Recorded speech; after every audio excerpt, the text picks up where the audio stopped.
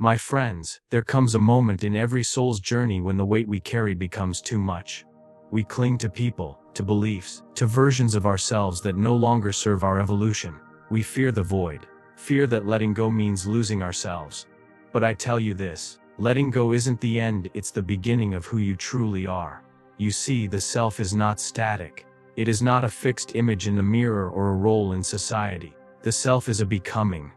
A deep river that flows beneath the surface of what the world calls you. To let go is not to fall into nothingness.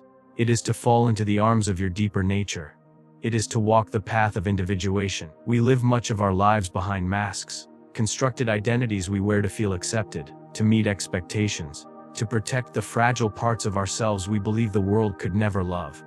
These masks, or personae, become so familiar that we begin to confuse them with who we truly are. We adopt the roles of the obedient child, the successful professional, the perfect partner, the unshakable friend.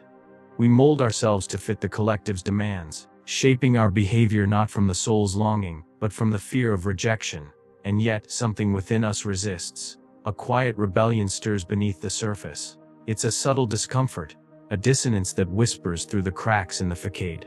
You feel it in moments of silence, in late-night questions, in the hollowness that success cannot fill. That voice is your soul speaking. It is asking you to let go. To let go, however, is terrifying, because we think we are letting go of ourselves.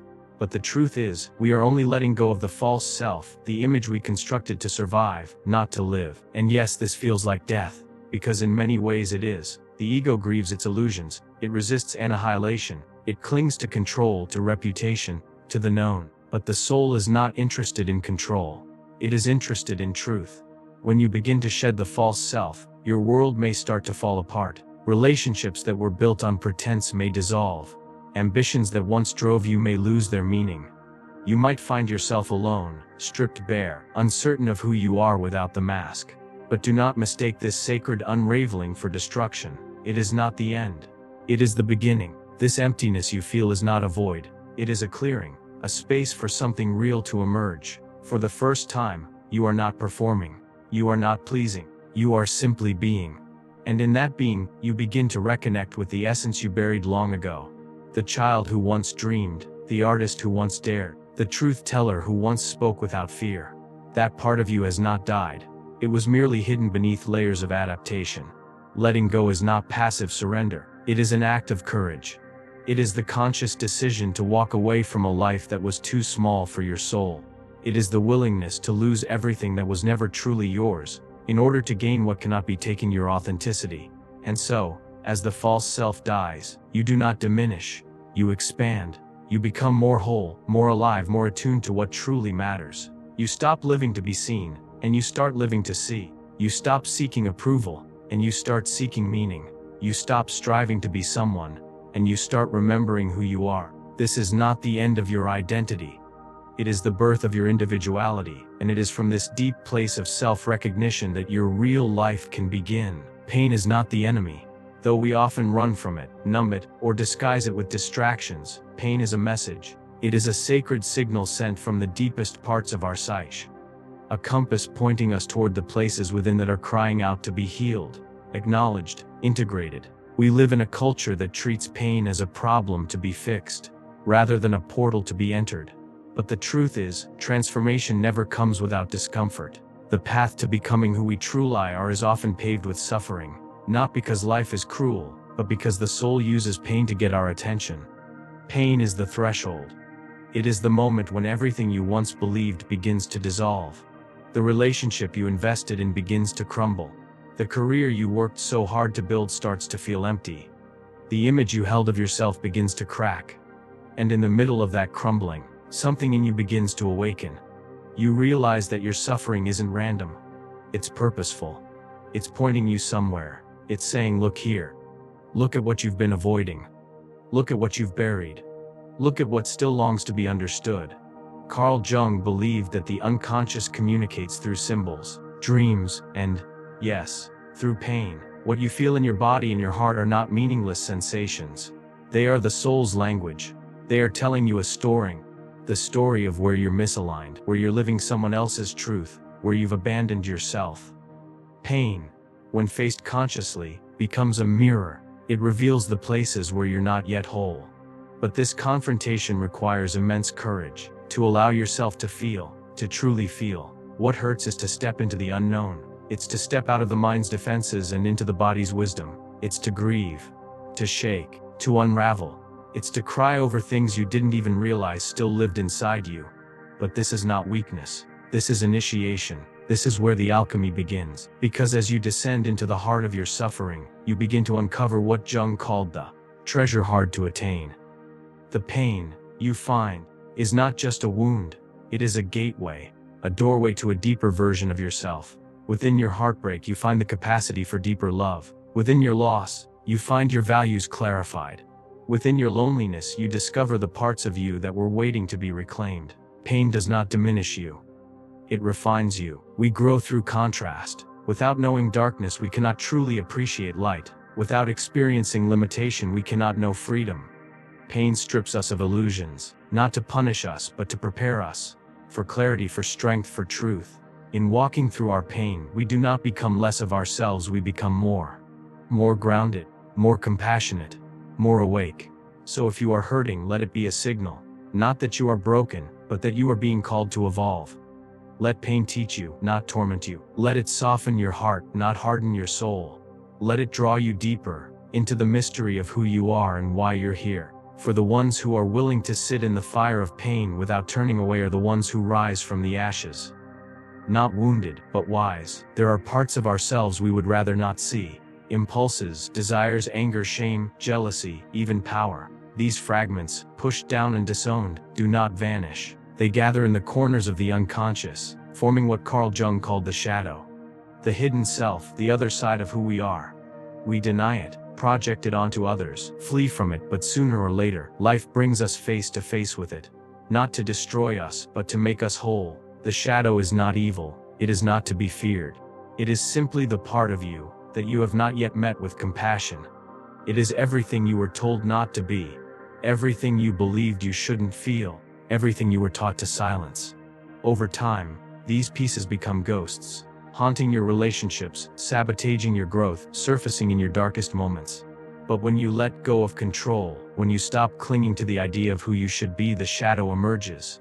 And it doesn't come to punish you. It comes to reveal you. Letting go often triggers the shadow's arrival.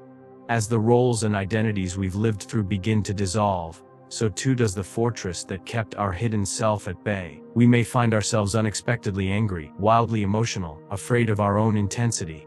We may feel lost, confused, ashamed of what's surfacing. But what you are experiencing is not madness. It is revelation. These are the lost children of your psyche, crying out not to be exiled again, but to be held, understood, integrated. When you repress the shadow, you divide your energy. You split your soul. You walk through life as a fragment of who you were meant to be. But when you face the shadow, when you turn inward with honesty and grace, something miraculous begins to happen. The things you once feared begin to transform. Your rage becomes fuel for passion.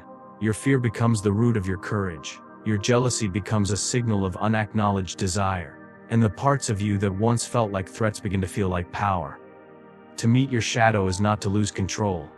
It is to gain integrity. It is to stop pretending and start becoming. Wholeness does not come from being good. It comes from being real. From being all that you are. Light and dark, kind and fierce, joyful and raw. In embracing your shadow, you reclaim your fullness. You stop editing yourself to make others comfortable. You stop hiding to fit into a mold. You begin to stand in the truth of your contradictions. You begin to live with depth. And the irony is this: what we thought would destroy us actually sets us free. The shadow, once feared as a monster, becomes a guide, a teacher, a companion on the path. It doesn't ask you to be perfect. It asks you to be honest, to be brave enough to look at the mirror of your life and say, yes, this too is me. Transformation does not come from light alone. It comes when the light meets the dark in the heart of a conscious soul. That is the real alchemy. Not escaping the shadow, but integrating it. Not killing what is dark in you, but redeeming it. And in doing so, you become not a saint, not a sinner, but a human being, whole, awake, and truly alive. When we let go of what we know, of who we thought we were, of what we thought life was supposed to be, we inevitably enter the unknown. This space is often terrifying. It feels like free fall, like drifting in a fog with no destination, no familiar markers. We panic. The ego, which thrives on certainty and structure, screams to regain control. It wants answers. It wants clarity. It wants the past, even if the past was suffocating. But the soul does not fear the unknown. The soul was born from it.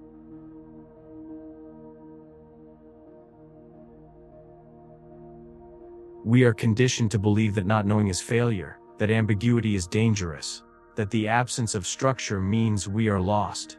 But Jung knew otherwise. He understood that the unknown is not the enemy of growth. It is the womb of transformation. The unknown is where true creation begins. It is not chaos in the destructive sense, but chaos in the sacred, sensing the raw, unshaped field of possibility out of which all form arises. When you let go of the life that no longer fits, you step into this fertile darkness. And yes, it is uncomfortable, because nothing is familiar. You don't yet know who you're becoming. The identity that once anchored you has dissolved. The relationships, roles, or beliefs that defined you may have vanished. You feel like a blank slate, and that blankness can feel like death. But it is not death. It is gestation. You are not being erased. You are being rewritten. The caterpillar, in its cocoon, does not simply grow wings. It dissolves. It becomes unrecognizable. That dissolution is what allows for its transformation. You are in the cocoon now. Not because you've failed, but because you're evolving. And just like the caterpillar, you must surrender to the mystery before you can emerge. This is where trust becomes essential. Not blind trust in others or in fate, but deep, soul-level trust in yourself. Trust that even though you can't see the path, something in you knows the way. Trust that your intuition, your instincts, your inner compass will guide you. Trust that the questions matter more than the answers right now. Do not rush to fill the silence. Do not scramble to patch the void with distractions or premature conclusions. Sit in it. Listen. The unknown is speaking, though not in the language of logic. It speaks through symbols, through synchronicities, through the faint tug of curiosity. That inner pull, that subtle sense of what if, that is the voice of creation. You are not being punished. You are being initiated. The structures that once held your life may have collapsed, but only to make room for something more real. Something that belongs to you, not to the expectations placed upon you. And what will be built in this sacred space will be stronger, truer, and more aligned with your essence. To live a meaningful life is not to avoid the unknown, but to embrace it. To meet it with open arms and say, I don't know what's next, but I trust that what's coming is meant for who I'm becoming. This is where magic happens. Not in the predictable, not in the safe, but in the wild openness of the unfamiliar. The unknown is not chaos, it's creation, unfolding in real time through you. So be still, be brave, be open, let the mystery work on you, let it shape you. Let it reveal the life that was waiting beneath the one you were taught to live. We spend much of our lives clinging to people, to outcomes, to dreams, to versions of ourselves that once made sense but no longer do. We cling not because we are weak, but because we are afraid. Afraid that if we let go, we will lose everything. That if we loosen our grip, we will fall into nothingness. But this is the great illusion of the ego, that attachment gives us identity, that possession gives us meaning, that holding on is the same as being whole. But true wholeness does not come from what we grasp, it comes from what we release. Carl Jung understood that individuation, the process of becoming a fully integrated self, requires the unraveling of our attachments, not because love, ambition, or identity are wrong, but because our dependence on them distorts our inner truth. When we tie our worth to what we own, who we impress, or how others perceive us, we lose contact with the core of our being. We begin to live outside ourselves, constantly looking for reflection, validation, and stability in places that are inherently unstable. Letting go of attachments is not about becoming detached from life. It is not about indifference or denial. It is about reorienting our center of gravity, from the external to the internal, from the transient to the eternal. It is about realizing that the essence of who you are cannot be held, claimed, or lost. It simply is.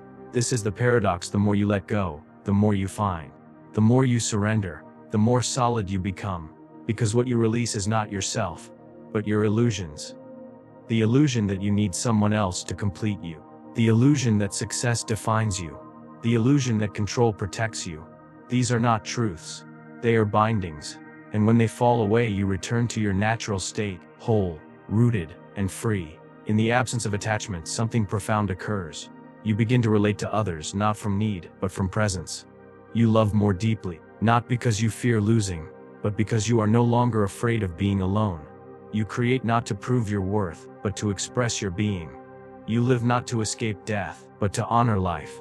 This is where authenticity is born, in the stillness that follows release, in the clarity that follows loss, in the soul space that opens when you are no longer defined by what you hold onto. You will grieve, yes. You will feel the ache of things leaving, but every goodbye clears the path for a deeper hello, a hello to yourself, a hello to peace, a hello to the quiet, enduring presence that was always there beneath the noise of attachment.